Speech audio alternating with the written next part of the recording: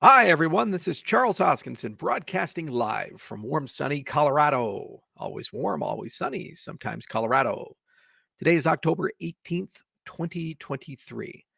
And with a heavy heart, I'm making a RIP video, an obituary to a great man, Roland Griffiths, who many of you probably don't know, but I wanted to do a little presentation here. I just found out that he'd perished from metastatic colon cancer. So this is Roland. He's over at Johns Hopkins School of Medicine, and he's a professor of neuropharmacology and of consciousness. And Roland is one of the few professors in the world who took the time in the 1990s to actually study psychedelic substances and try to find if they had real medicinal purposes or not. So he's published more than 400 papers and been a researcher since the 1970s, really a top shelf guy. And he started with things like caffeine and smoking and kind of worked his way into the psychedelic side of the world. So this is an obituary. He died at 77. David Nutt was the person who announced it. But Roland, Dr. Griffith's research portfolio encompasses a wide array of substances, including sedative hypnotics, caffeine, novel mood-altering drugs. In 1999, this is where everybody on our side of the aisle knows him, he embarked on an ambitious research program delving into the effects of the classic psychedelic psilocybin, so that's magic mushrooms. This initiative encompassed studies involving healthy volunteers, individuals beginning their meditative journeys, and seasoned religious leaders. Notably, therapeutic studies with psilocybin explored its potential in alleviating psychological distress in cancer patients, aiding in smoking cessation, and even treating major depression. By the way, those studies that came out show that it's one of the most effective treatments of all time for major depressive disorder. Beyond psilocybin, Dr. Griffith's investigations have ventured into substances like salvinorin A, dextromorphin, and ketamine, all of which induce altered states of consciousness, sharing certain similarities with psilocybin. His research also delves into the intricate domain of drug interactions and employs advanced brain imaging techniques such as fMRI and PET scans to dissect the pharmacological and neural mechanisms underlying these effects. So this guy for 24 years spent an enormous amount of time trying to understand if these things that are so maligned and hated by the US government, amongst others, are actually useful and good for us, or if they are just as harmful as people said they were. And the research that he did, and you can see some of the notable papers here, was top notch. And there's a lovely book. It's called How to Change Your Mind from Michael Pollan, that actually talks a little bit about Griffith's research over at Johns Hopkins, alongside some of the more legacy people, like, for example, Timothy Leary and Albert Hoffman and the others who have been around for quite some time.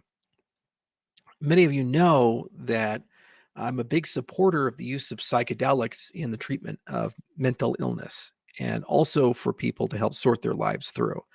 For a long time, there were a boatload of people who made it a priority in every shamanic and religious, especially on the polytheistic side, tradition to integrate psychedelics in some way into rites of passage or enlightenment, whether it be the mysteries that the Greeks embraced or shamanic practices in Mexico and Central America, all the way to many ceremonies that we found in Asia.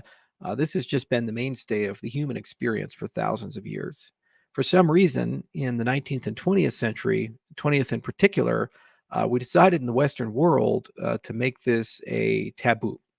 And even though there's scant evidence that these have negative side effects that are enduring and permanent, for some reason, we decided as a society to close ourselves off to enhancing our perception. You can be conspiratorial and say that perhaps that's because they want to control people, or you can be a bit more forgiving and just say it was ignorance. But in any event, there were a lot of people who decided that that was not only the wrong decision, but to actually invest the time to understand the boundaries of these incredibly powerful substances. And Roland was a pioneer in this respect.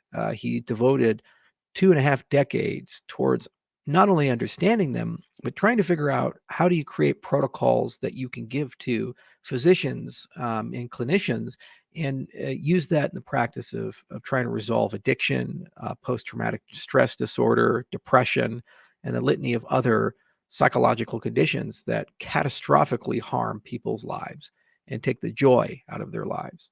What's magical about these substances is that once they work, if they work, typically you don't have to keep taking them.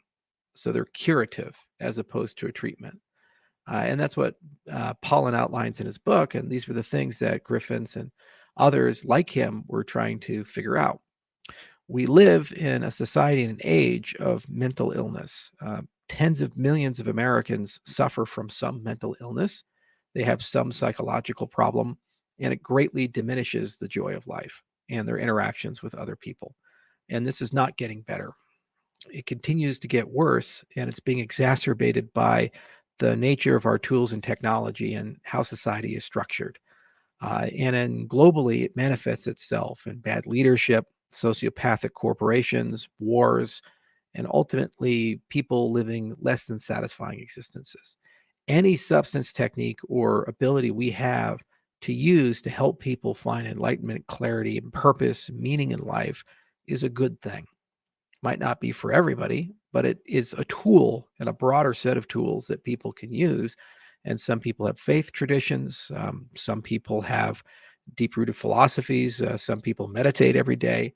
I don't particularly care about the tools that people use. I just want to make sure that the tools are open and available to all, because at the end of the day, we need to do better as a society. We are failing each other, and we have no one to blame but ourselves.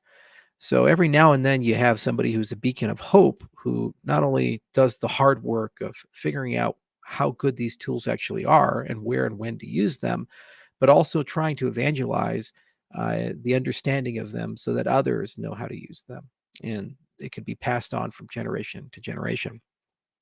We are greatly indebted to the hard research and work that Griffiths provided. And the movement of using psychedelics for therapeutic concerns has been greatly enhanced because of his pioneering research. So I'm very sad to see him go. And like a good friend, we'll always remember him.